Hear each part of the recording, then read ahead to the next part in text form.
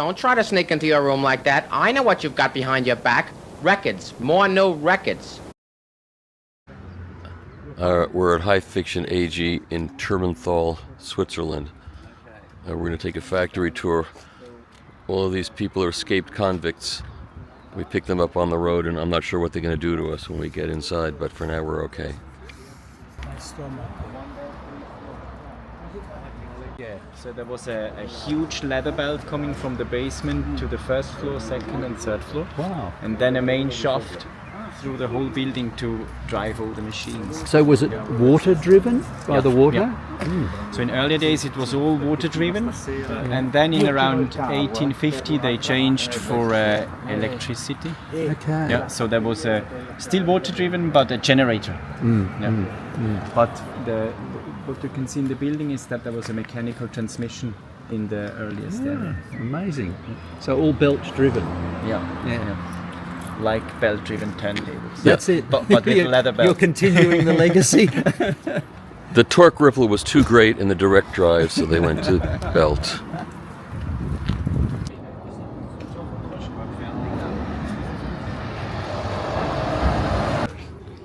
Up these stairs? Or lift.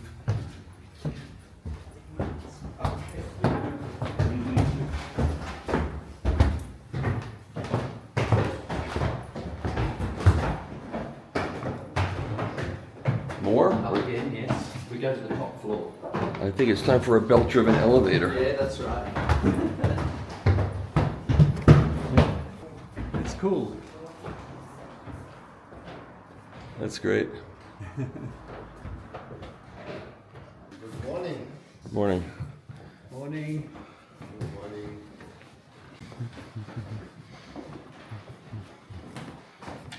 Morning. Hi there. Filming. Hi.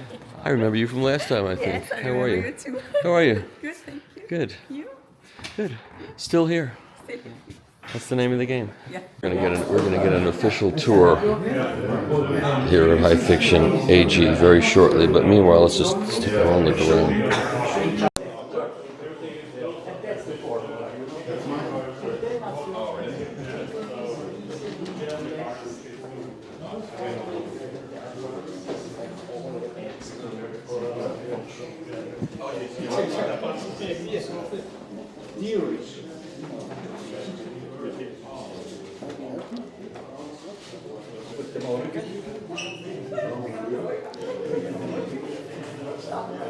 The light in this place is phenomenal. It's the kind of place where you'd want to come here to work.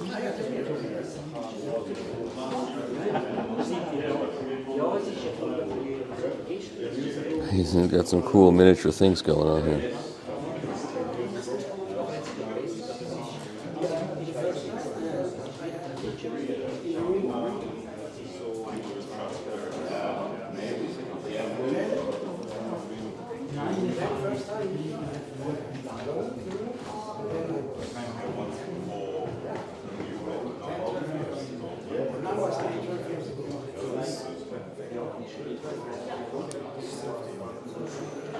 Analog manufacture days. We are doing this now for the second time after Munich show, and to get an introduction I would like to introduce the visitors and also my team. I get started with the team first. This is Janine, she's building cartridges. Laura, she's building and adjusting cartridges. Emmanuel, my brother, he's building tonearms and is responsible for many tasks in production. We have Mike, he's responsible for shipment and logistics. My father, he's here to do the factory tours. He's responsible for you. Yes. For me as well. And you. Then we have Dima, he's doing surfaces and a lot of support in production. Ramona, my wife, she's doing all the websites and accounting. And nice pictures. And nice photos, yeah, as well.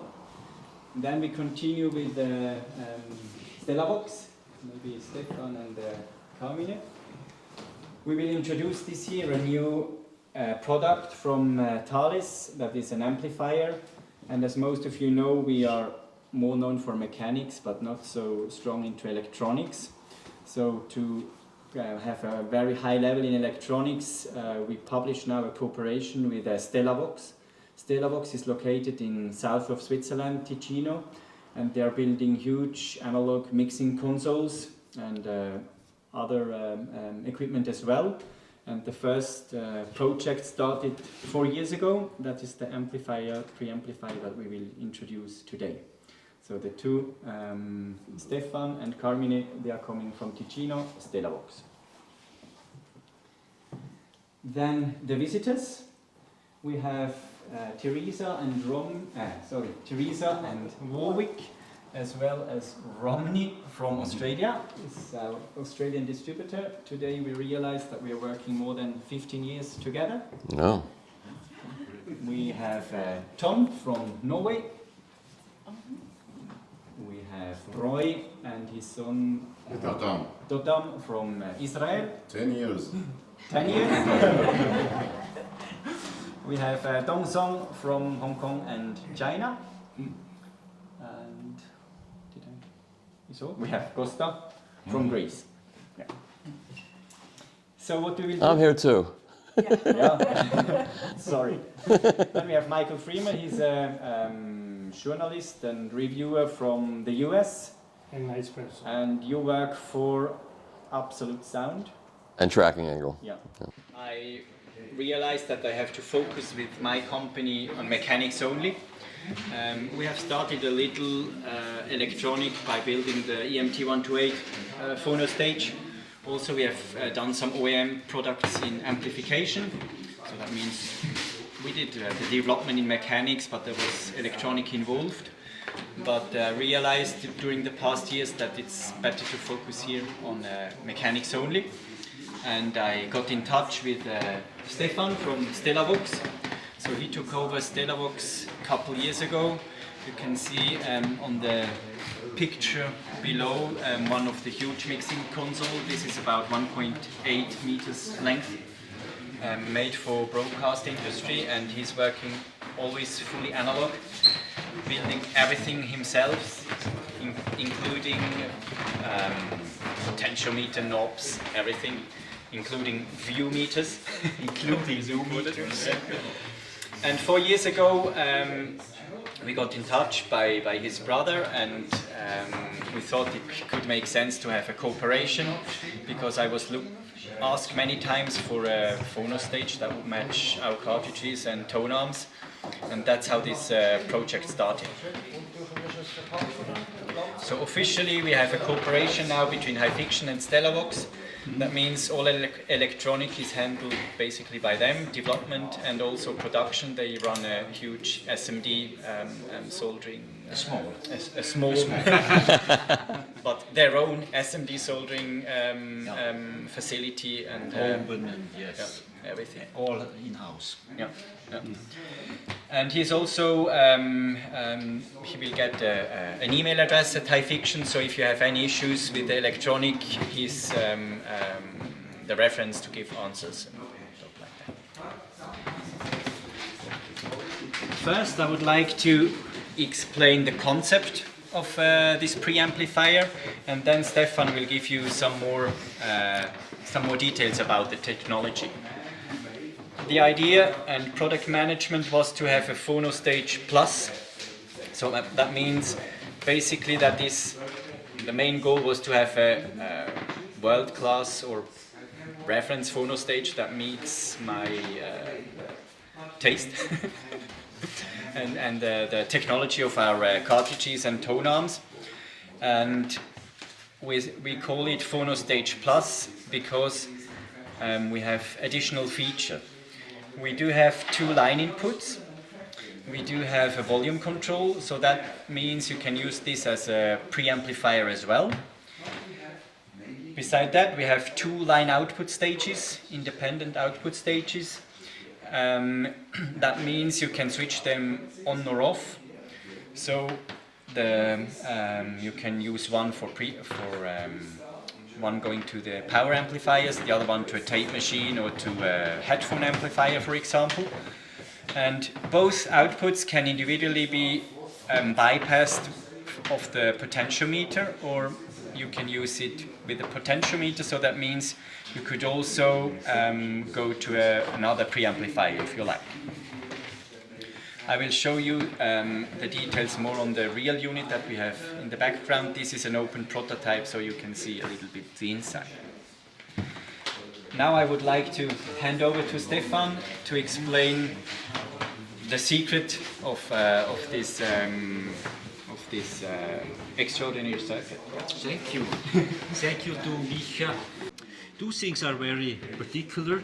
Let's begin with the equalization. There are two possibilities to make equalization. It can be done in feedback, as a feedback loop with the filter that attenuates the gain or makes the gain lower in high frequencies. That's the standard technology, 99% we can say, in high end maybe not. Or you just have a filter towards ground, or from, if it's balanced from one phase to the other, whatever, it's the same principle, that you burn down the high frequencies to mass, losing a lot of headroom. You have 40%, 40 dB less headroom in the highs. You could amplify it afterwards, then you have more noise. So it's not easy to find a solution. We all know that the phono stage has to offer a gain from up to 1 to 10,000. So the signal is very weak from the cartridge, particularly from Exquisite or many others. And this is a challenge technically to do it very, very well and very, very fast, because high amplification and fast, they are not married. You know. So if you use an exquisite cartridge, would you bypass the transformers that are now available and run it directly into this? Yes, absolutely. Yes. So now I have an obsolete transformer. Okay. Yes. There are two possibilities. Yeah. Oh, we are speaking about taste and style and many things. So I speak about my thing and lifetime experience in audio electronics. That's what I did the whole life. And by the way, the project is from 20 years ago, but I hadn't have the company, the interest, the market, and so we did it with Micha and so on. So in this way, it's different. There are two inductors, and they control the gain current of the amplifier. And it's not possible with capacitors because we are reciproc. We must use conductors. They are excellent conductors. They are air coils. They have to be very low impedance, so they are very big. Yeah, that's big. This is high end, you know. That makes it even more high end. If they would be small, it wouldn't be very interesting. But technically, it's really necessary to build it like them.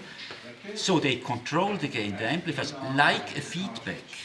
The effect, the equation, if you want, in headroom and in frequency is the same thing, but there is no time distortion. The feedback creates more or less, very heavily, or a little bit less, time distortion. So you lose transient. You lose freshness, you lose a stereo image, but because we are not amplifying sinus waves, we are amplifying music, and music is. Yes. This is all transient is not part of the equation of Fourier, but it's, if you want balance, it's like, you know, and a feedback system can't handle it. Believe me, it's 25 years I work on this. It's not esoteric, it's physics. And I saw yesterday Serge Widlin from Audio Consulting, and when he came to me and he said, we know Stephan. it's only time. And I said, sure we know. It's only time. So that's the next thing. All circuits are open loop. Often they say it's no feedback or no global feedback. There is no global feedback, there is no local feedback, there is no feedback. That's important, and it's not to be extreme. I really tried, I discovered this 25 years ago, did a little bit more. And why they use feedback? For two reasons. First, it's in the school book. I know the school. It's there, so we use it. You must make it like that. And the second, if you say, no, I don't want to use it, the work begins. There is no circuitry. Some. But what I find, for example, on Google, just to say, it's not finished. That's not really as it should be. So you understand that the feedback controls the circuit, and that's what it makes slow. It's a mechanism that should, there is some, okay, give more gain, and very fast, but too slow. It's a corrective in the mechanism that disturbs the music. If you don't have this correction, you have to make circuits. They work themselves. They are self-responsible. They just do the job. Being very fast, open loop, whoop. It's got just going through. There is no back loop. That all the systems, and this is a concept. It's not my invention. I found it nice. I didn't know so much about this thought, and a little bit. And today I'm sure you can use some feedback. I don't want to be a Taliban, but mostly I could say NFB disturbs the audio, and it's a mistake. It's something in the story. Don't remember that in the beginning of the 50s they tried to applicate NFB to the tube amplifiers, Preamp, BBC, Telefunken, and then they didn't have the measurement instruments, or they did not like today, so they called Herbert Karajan, the first violin. They listened to the recordings and they said, no, it's clean, but, and they didn't know, and they didn't use the for a long time. And then with the commercialization of audio and the semiconductors, it's much more simple to make a feedback amplifier. It's stable, it's more an easy job. That's the history, that's all about. I'm here the whole day, so if you have more questions, just little details, just then I'm finished and I'll leave you. There is not one electrolytic capacitor. They are all foil. There is not one. And that's very important also for long life. So these transistors, they go 80 years, 120 years. I mean, not that I'm very interested in, but so they are, unfortunately, I'm over 40 years. Me too. You too. Okay. No, but it's a story of quality. All these, you see, the only capacitors are the output capacitors. That's norm, that's a must. That's nothing to do. And these are the big polypropylene capacitors. They are just output. And input for the line, because there is active. That's a must. The phono input has no capacitors. And all the signal flow never does go through a capacitor. That's the DC concept. But there are others, they work also like this. It's not simple to release it, but it's possible. So the inputs are all single-ended?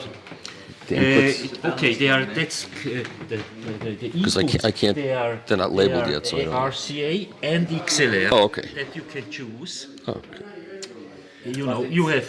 It's That's important maybe to note that that will be our next step in the presentation. Yeah. So it's fully balanced from input to output, but we decided to use RCA connectors even for a balanced signal, because the MC signal is always balanced and the ground is always separate. Yeah.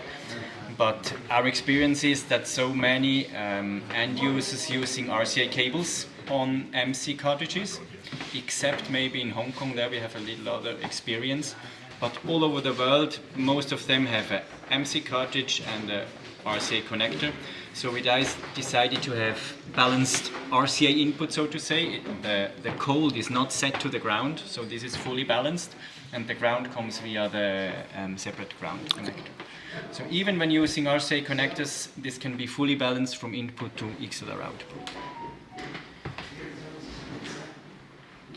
Is this exclusively moving coil, or does moving magnet also? Exclusively moving coil.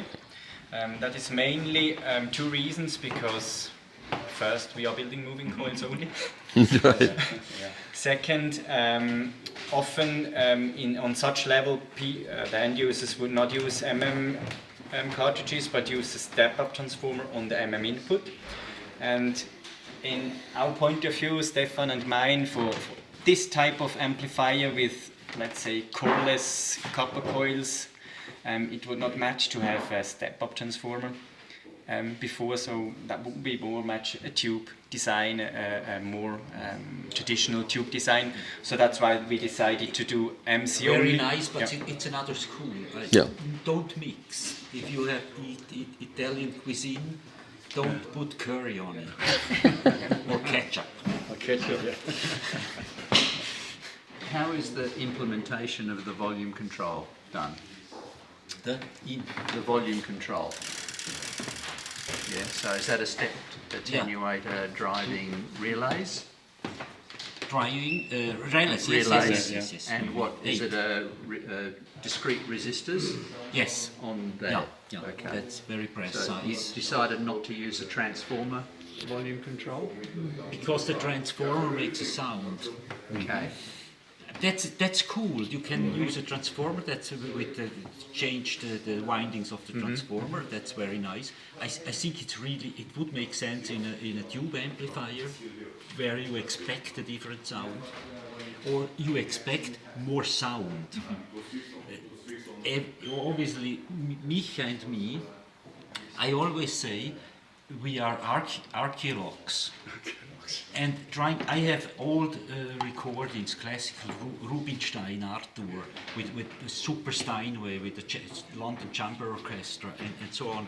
I want to hear that moment exactly. It's not possible, I know, but I want to go near to that. I don't want something that puts me a nice sound on it. And you can bypass the volume control? Yes. You don't. Yes. I will. We can move to the first unit that is in finished condition. Then I can explain you more about the handling and about how it can be used. Okay. Yeah.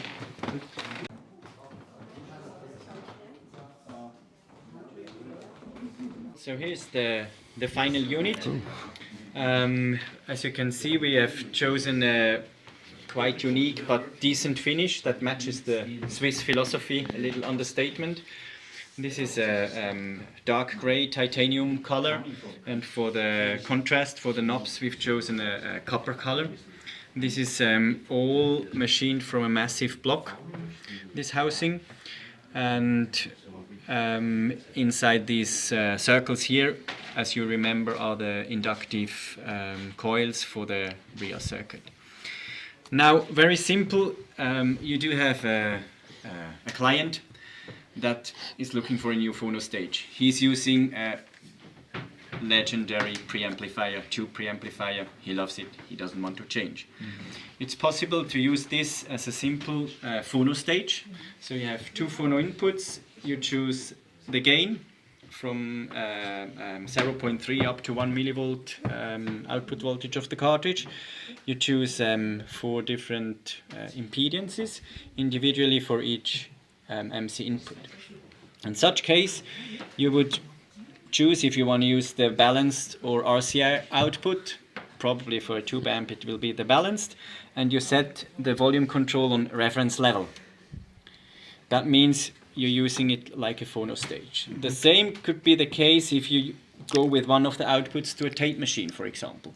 So you could go with the XLR balanced output to the power amp and connect a digital recorder or a tape machine to the RCA using the reference level here and the volume control here.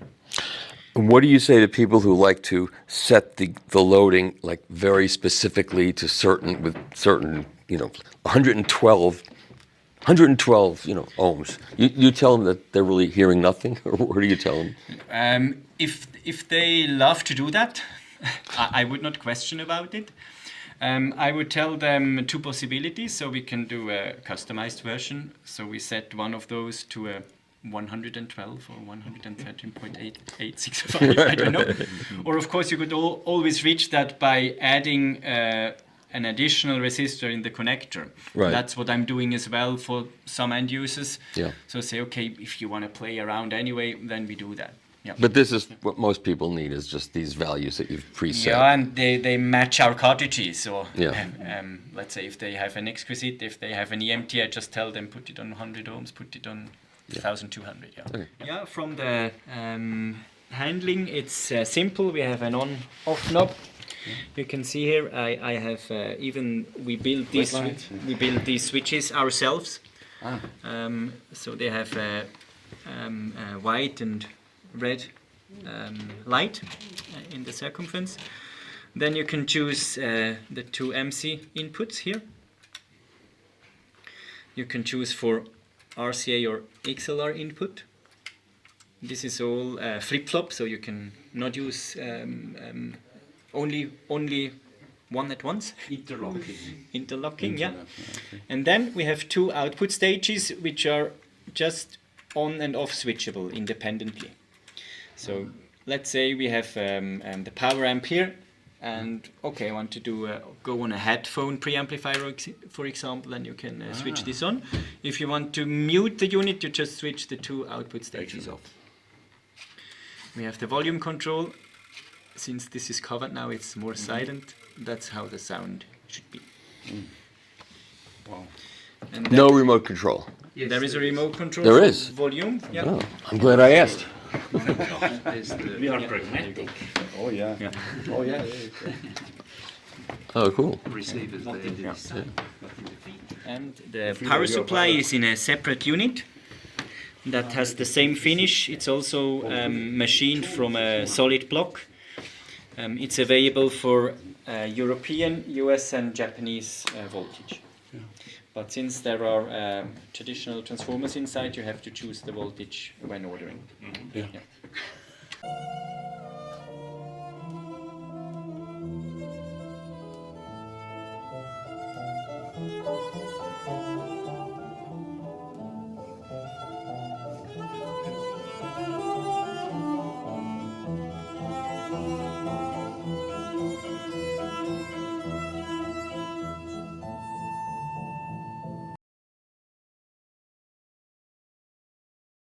So a warm welcome from my side to the Analog Factory Day 2024.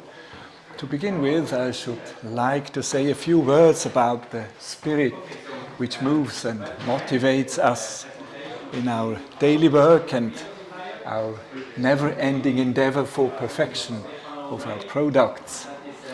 And to explain this, I show you a site of the Thales website, which you reach when you click on the button top left. I don't know if you have done this. When you click on this, then you get this part of a musical composition of Johann Sebastian Bach, the famous composer of the 17th century. And he used to finish his compositions with 3 Latin words, saying Soli Deo Gloria, which means to God alone be the glory.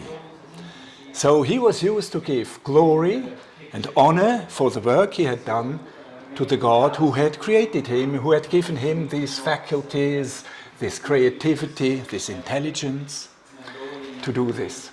And we want to follow this a bit when we do the work here. And when I think of the term analog, this tells us something about it. You know, when God created the hearing, he did it in an analog way. And we think it's the best way to do it when we follow it for the musical reproduction. It's not the least reason why we do this. Of course, there are other reasons, but I think this is the basic reason. Okay. Then there is the second term in the analog manufacture days, the term manufacturing. When you look this term up in a modern dictionary, you will find nothing normally. Sometimes you find the hint that it is a historical term and nothing else. And really it is a historical term because nowadays you do not find so many factories anymore. Factories were the forerunners, so to say, of a modern...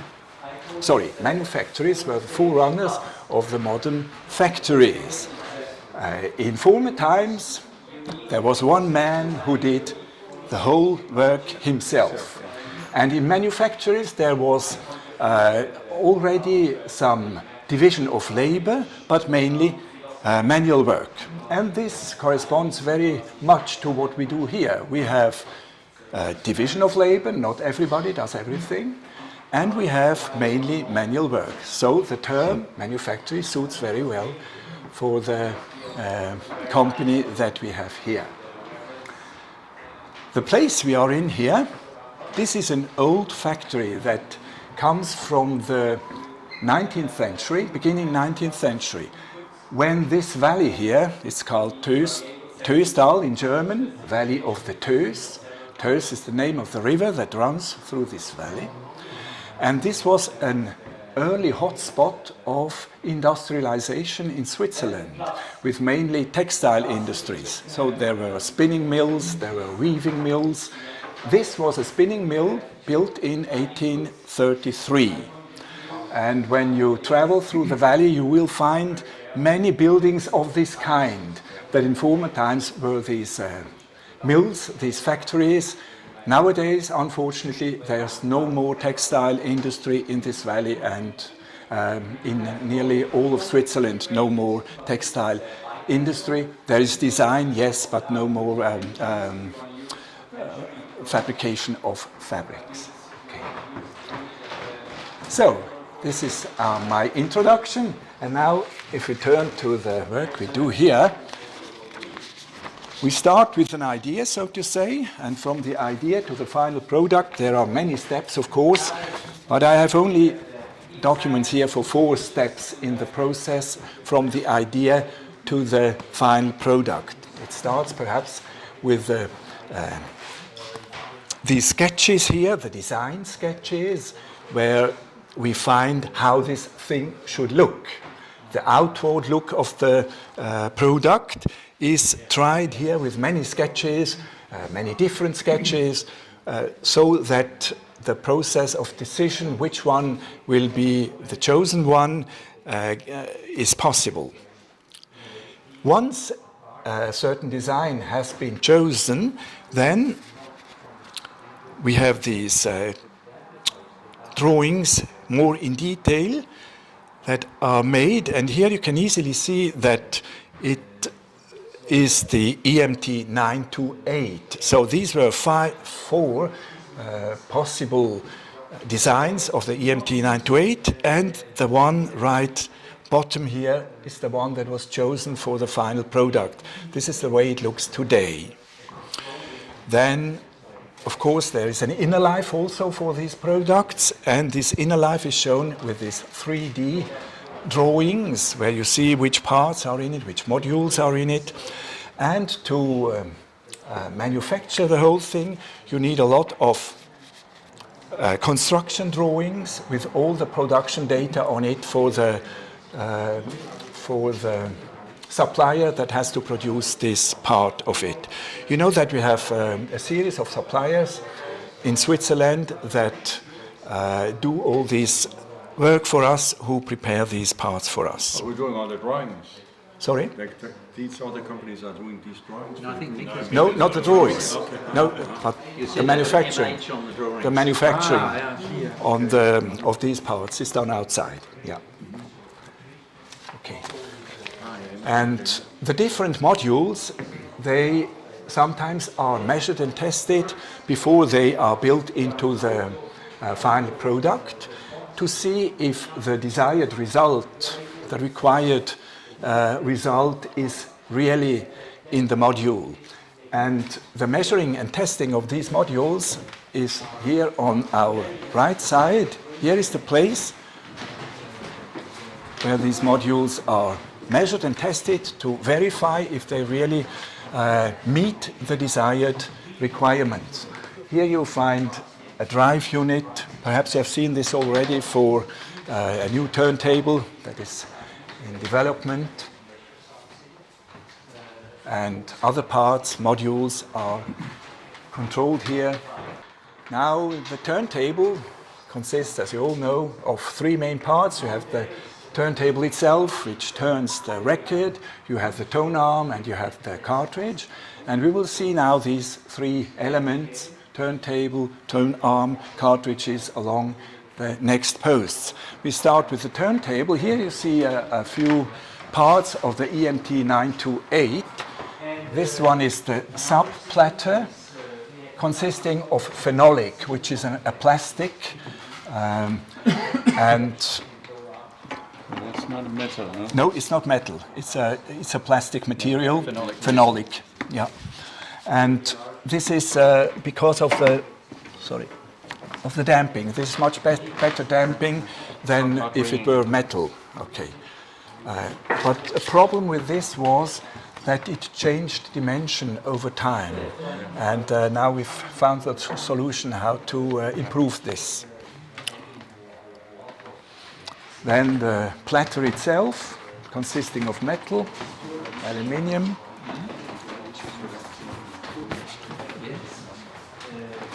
other spare parts. Of course, you can touch all this. You can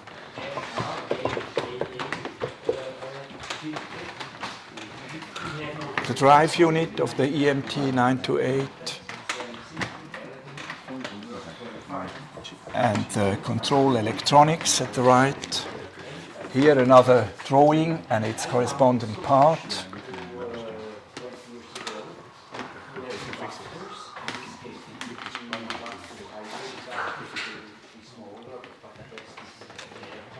The chassis itself, the heaviest part of the whole, is over 20 kilos. Oh. Yeah, you can try over 20 kilos. I don't know exactly how much, but yeah.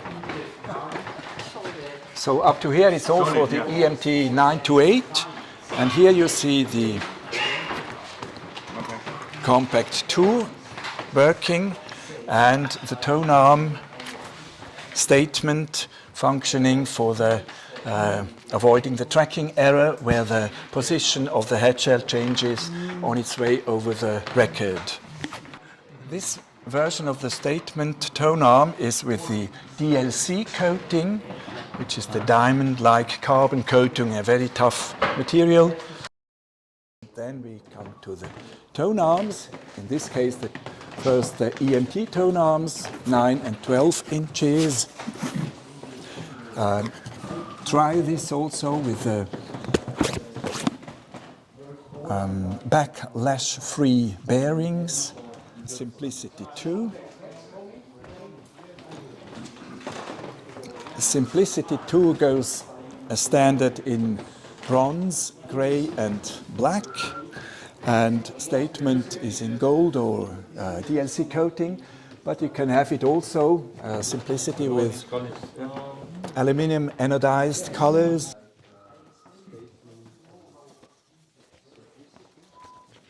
The bearings, very small. Wow. Something happened during transport or? Yeah, correct. You don't drink any coffee before you do this, right? Yeah, You do? always. But the new EMT arm is better than the older. The older Oh, ones, okay, yes, than the original. Because we have, because we have really high tech material, and also I think that's true of turntables and tonearms generally. The people who like the old ones rebuilt, they're still, it's an old manufacturing techniques. It's so much better now. We're so much more sophisticated now. Everything is better. better. I think the people that are living with the idea that the old ones are sounding better are just kidding themselves.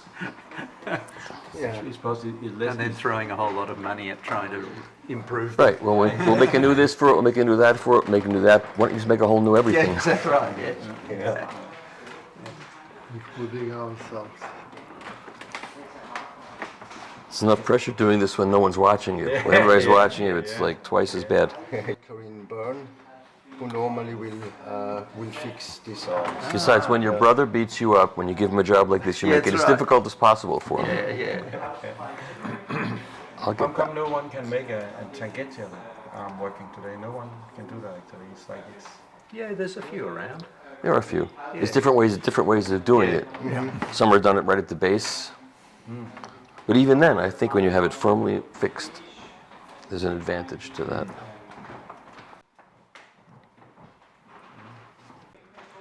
The simplicity and the statement. It just feels like there's less. I should like to give you some basic information about our next posts, which are the cartridges. Here you see the main elements that go into the case of the body of the cartridge with this part of the drawing. You see that we have the magnet, then we have the two pole shoes and the pole cylinder. These make that the magnetic field arrives at this place here in what we call the air gap between the pole shoe and the pole cylinder. So the magnetic field is concentrated, so to say, in this air gap.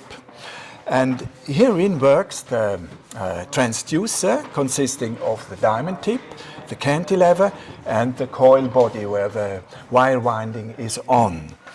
Behind the coil body there is a rubber disc, and this serves to control the compliance of the stylus. We will see at the next post how this pre-mounting of the cartridge is done. So magnets and pole shoes are set.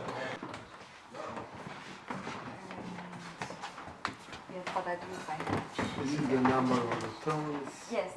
Lights, it looks like a Leica. Is it something? Yeah. Lights is the name of the brand, of the company who produces Leica. It's more ergonomic than the other one, so it's easier for the person to work. The requirements are the same, you know. This is a good comparison from the matchstick. And the coil body.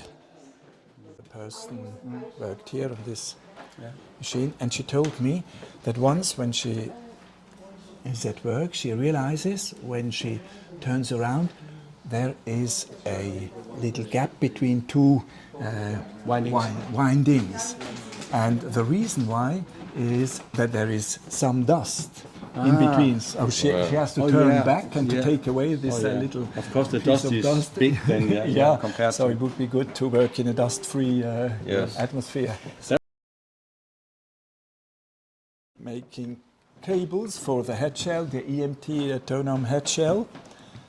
Soldering these, and this is the result where the cables are in the head shell itself. Okay, I'll put this here.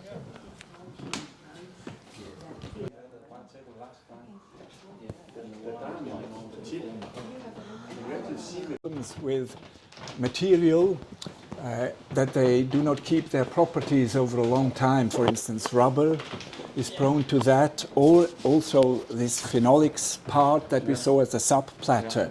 And to improve this, we have this climate chamber where we put the things in, and they undergo cycles of high temperature, high relative humidity, and this goes for 24 to 100 hours depending on the material.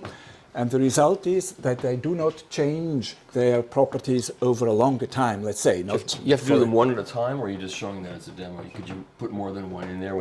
Yeah. You can. That's good. How many? He's asking, Yeah, can sure. you have 10 of those in there? Yeah, I don't know how many, but there are more than one. And you can yeah. do a pizza on the back. And your coffee also, you can heat your yeah. coffee. Right. Okay.